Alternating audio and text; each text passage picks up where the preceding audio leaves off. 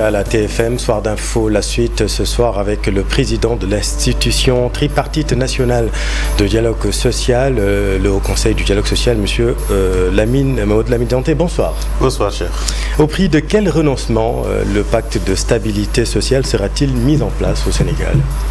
Oui, en fait, je crois que la situation socio-économique aujourd'hui impose que les mandants tripartites fassent tous les trois des concessions. Qu'il s'agisse du gouvernement, qu'il s'agisse des travailleurs, qu'il s'agisse des employeurs. Des concessions. Il faut des concessions parce que nous avons, je dirais, la majorité des Sénégalais avaient œuvré pour qu'il y ait un changement de système. Le changement a eu lieu. La situation a été présentée après avoir fait l'audit de la gestion financière et budgétaire de ces pays. Ça a été confirmé par la Cour suprême. Je crois qu'aujourd'hui, cette situation-là, elle est connue de tous et ça impose de la part de chacun qu'il y ait des efforts qui soient faits, qu'il y ait des concessions qui soient faites pour que véritablement nous puissions aller de l'avant. C'est-à-dire quand le secrétaire général du gouvernement parle de moratoire sur les revendications, vous êtes d'accord avec lui? Oui, je crois que nous avons été les premiers à lancer un appel à la trêve parce que quand un régime se met en place, il n'a pas encore pris en main la situation totalement. On ne peut pas l'assaillir avec des revendications. Nous avons estimé qu'il fallait que les gens puissent observer une trêve pour permettre aux nouvelles autorités de prendre en main la situation et de pouvoir répondre correctement aux préoccupations des travailleurs. Maintenant, le secrétaire général du gouvernement a parlé, mais moi je fais plutôt foi au communiqué du Conseil des ministres dans lequel nous avons vu que le président a pris des mesures, n'est-ce pas? Mais le gouvernement ne s'est pas encore prononcé officiellement. Le président appelle à des concertations. Le président appelle à des concertations, c'est le énième appel parce que déjà, après son installation, il a eu à rencontrer les centrales syndicales des travailleurs, il a rencontré, si je me souviens bien, le patronat également. Tout à fait. Il a appelé les différentes parties à œuvrer pour que nous puissions aller de l'avant. Il a donné plusieurs fois des instructions en Conseil des ministres pour que le Premier ministre puisse aller vers la rencontre des acteurs. Le Premier ministre aujourd'hui a indiqué que le 27 février sera la date de l'ouverture de ces concertations.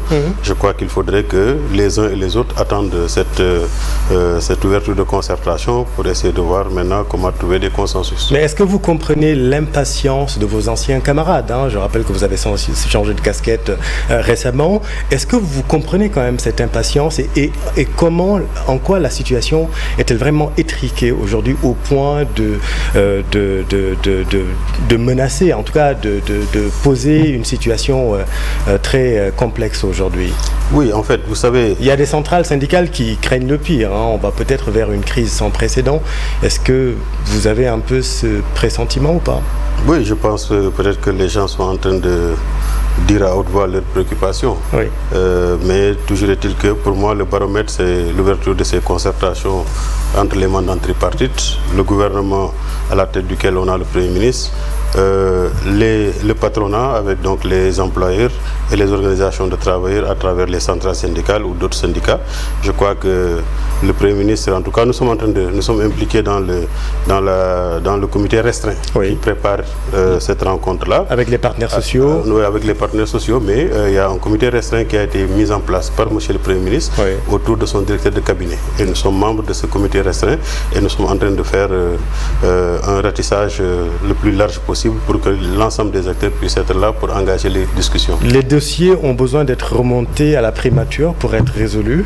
Non, je ne pense pas qu'il s'agisse d'examiner les revendications de chaque syndicat ou de chaque centrale syndicale. Ce qu'il y a lieu de faire, c'est qu'il y a une situation qui est là et je crois que c'est ressorti dans le communiqué du Conseil des ministres qu'il va falloir partager d'abord avec l'ensemble des acteurs et à mon avis, le président de la République comme le Premier ministre avec son gouvernement n'ont pas voulu prendre des décisions sans associer l'ensemble des acteurs. Et comme nous sommes ensemble des compatriotes, nous sommes tous imbus d'un patriotisme. Si on présente la situation, chacun dira ce qu'il pense et à partir de ce moment-là, des consensus pourraient être trouvés. En vue de cette rencontre du 27, les travailleurs exigent la préservation des acquis, mais aussi la revalorisation du statut du travailleur.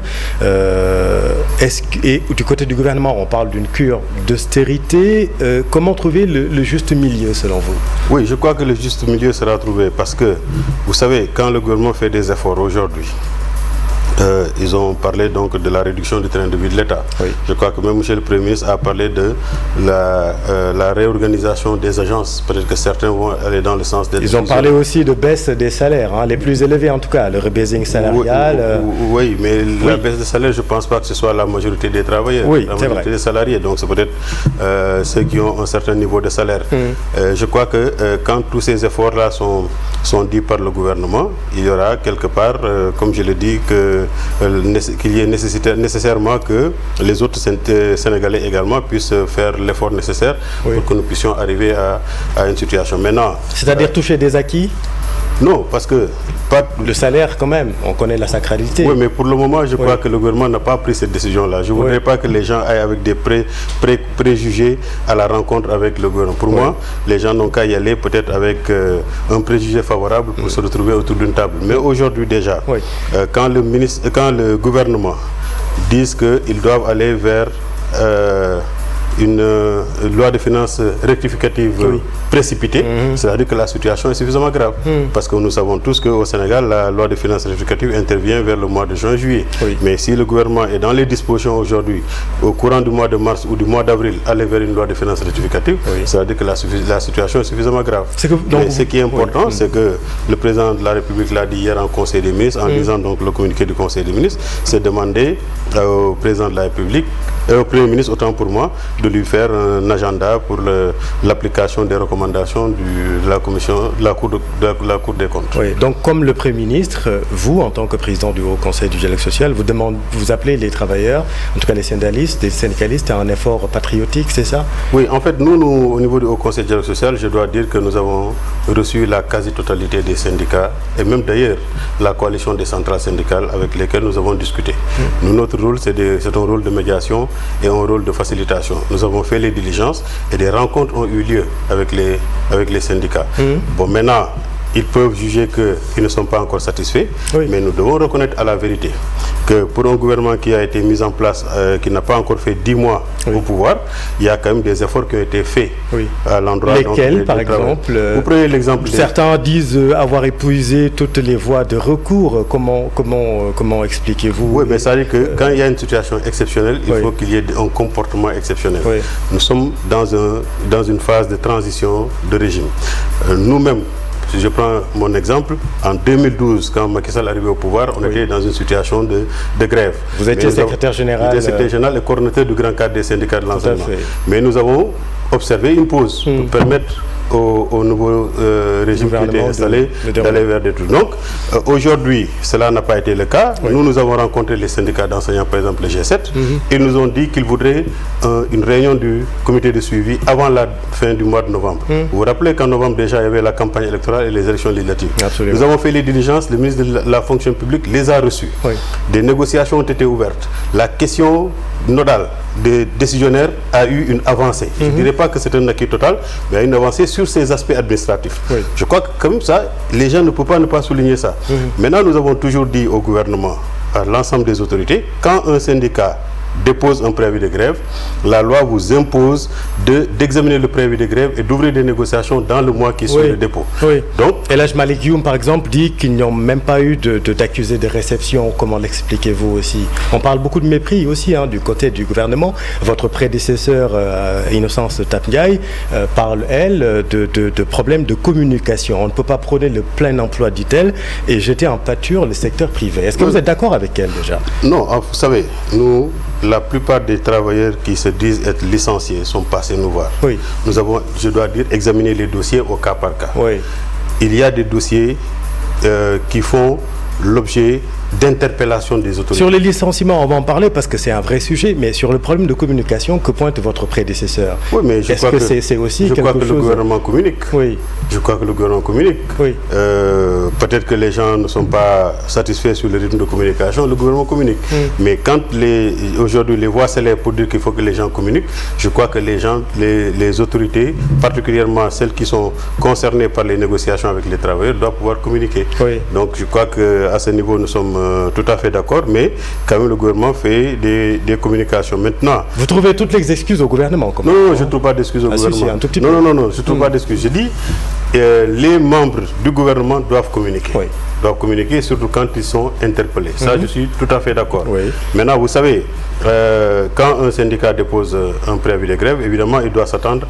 Je ne parle même pas de recevoir un accusé de réception, mais dans le mois, ils doivent être appelés autour de la table de négociation parce qu'il n'est pas question que les gens aillent en grève pour exiger l'ouverture de négociation. Justement, on sort de 48 heures de grève du CAS, du SAMES, quelques jours avant après le grand rassemblement des forces syndicales la semaine dernière. Ça aussi, c'est un baromètre. Vous êtes vous-même un syndicaliste dans l'âme, Mamadou Lamine Dianté. Vous savez qu'aujourd'hui, il y a une certaine impatience et une urgence du côté des travailleurs. Est-ce que vous ne pouvez pas aussi comprendre cela de leur côté? Oui, mais vous savez, quand vous rencontrez les ministres ou quand vous les interpellez, ils vous disent effectivement le président nous a instruit diriger le dialogue social en principe. Cela dit qu'ils sont dans les dispositions. Mais vous savez, quand une situation est comme celle qui se présente devant nous, oui. Vous voulez être une autorité qui rencontre les travailleurs autour de leurs préoccupations. Si vous ne voulez pas prendre des engagements qui demain vont vous rattraper au point que les gens vont aller en grève pour exiger le respect des accords, vous comprenez un peu leur attitude également. Oui. Maintenant, je dis, le baromètre pour moi, ou bien le point de départ de toutes ces revendications de travailleurs ou même des employeurs, parce que nous avons rencontré également le patronat. Tout à fait. Donc le point de départ, c'est la rencontre du 27, où, à mon avis, au sortir de cette rencontre-là, il y aura une feuille de route sur la base de laquelle... On ne peut pas s'attendre à l'appurement du passif à partir de cette date. Oui, mais vous savez, le passif, il est immense. Oui, justement. Le passif est immense. Absolument. Donc, les nouvelles autorités vont faire l'effort, dans le cadre du principe de continuité de l'État, de faire l'effort d'apporter des réponses aux préoccupations des gens. Oui. À quel rythme, sur quel échéancier, je ne peux pas me prononcer là-dessus. Oui. Je veux dire que nous, notre rôle consistera à faire en sorte que les acteurs se retrouvent autour d'une table et que des consensus forts soient trouvés.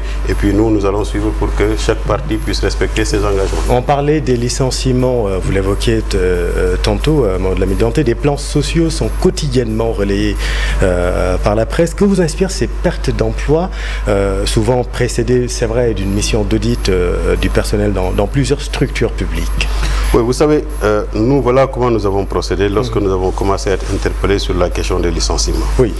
Moi, je travaille pour l'essentiel avec des inspecteurs du travail. Oui, absolument. Quand un cas m'est soumis, je mets ça à la loupe des inspecteurs du travail pour qu'ils regardent en fonction de la législation du travail.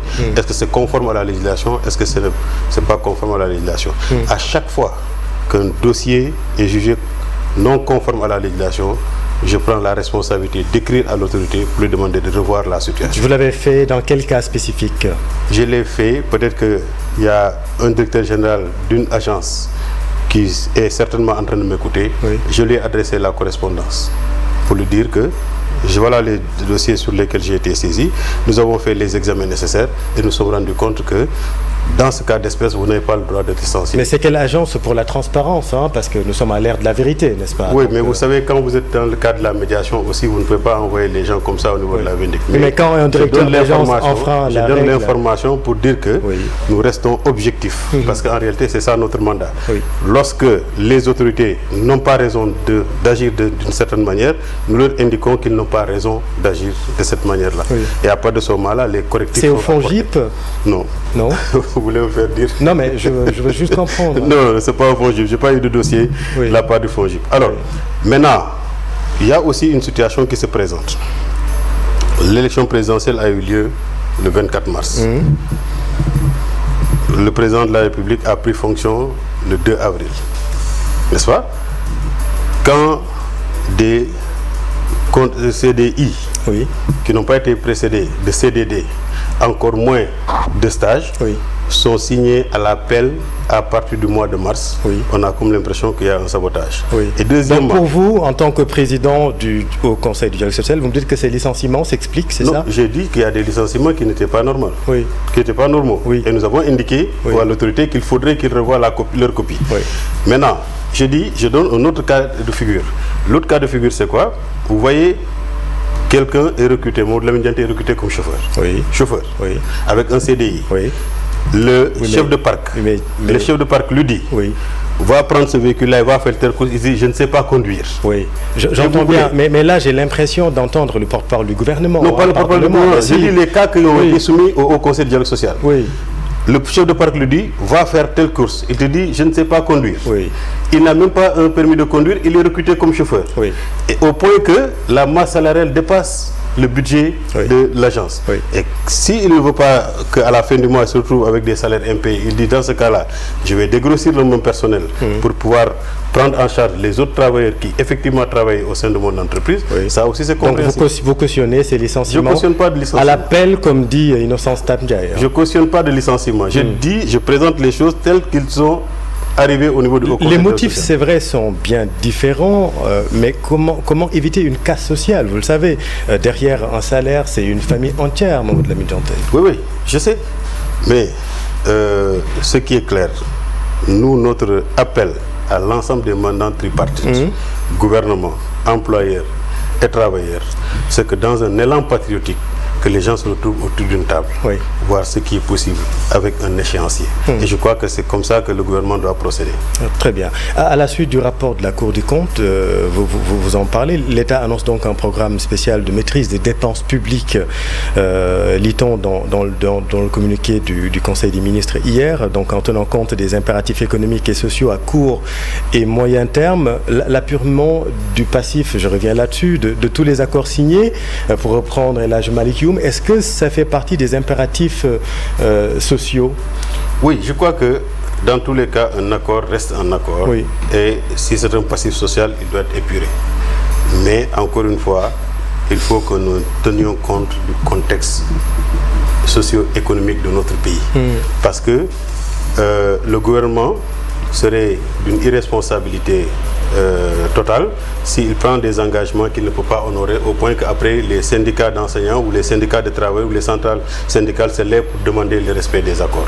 Pour moi, nous sommes tous comptables de ce changement de régime, parce que je rappelle que les syndicats eux-mêmes étaient dans le cadre d'une société civile qui s'était battue pour que les élections puissent pour la tenue des élections. Pour la tenue des élections. Dès lors que nous sommes tous investis pour qu'il y ait un changement de régime, c'est parce que nous étions tous conscients que la situation ne pouvait pas continuer à perdurer. Aujourd'hui qu'on est dans une situation de redressement de ce qui était là, je pense que les efforts de chacun est attendu. Le secteur public qui est le principal champ de conflits sociaux. Dès votre prise de fonction, vous insistiez sur la nécessité de la promotion du dialogue. Or, le gouvernement n'a pas daigné accuser de réception, daigné donner ne serait-ce que des accusés de réception des correspondances. Est-ce qu'il n'y a pas de problème à ce niveau? Si c'est le cas, c'est pas normal. Si c'est le cas, c'est pas normal. Il ne s'agit pas de donner un accusé de réception.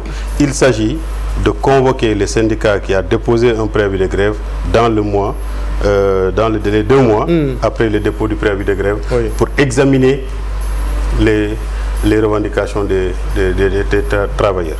Donc si cela n'a pas été fait, évidemment, ce n'est pas normal de la part du gouvernement. Et je crois que ce ne sont pas les instructions qui ont été données par M. le Président de la République. La promotion du dialogue social dans le champ du secteur public, c'est important pour vous? Oui, dans le champ du secteur public comme dans le champ du secteur privé. Parce qu'en réalité, nous, une de nos missions consiste à mettre en place des mécanismes adaptés de dialogue social. C'est-à-dire dans chaque ministère.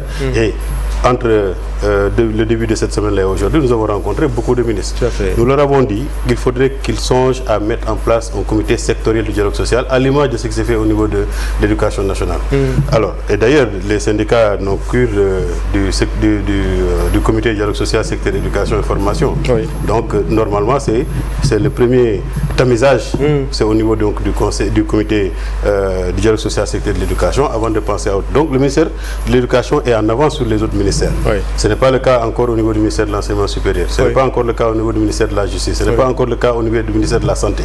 Mais nous sommes en train de travailler pour mettre en place ces dispositifs-là. Et au-delà maintenant des comités sectoriels, il faut qu'on ait des comités locaux. Si je prends l'exemple du ministère de l'enseignement supérieur, il faut que dans chaque université, qu'il y ait un comité universitaire de dialogue social qui permettra d'anticiper sur les éventuelles crises. Merci beaucoup, Mamadou Lamine Dianté.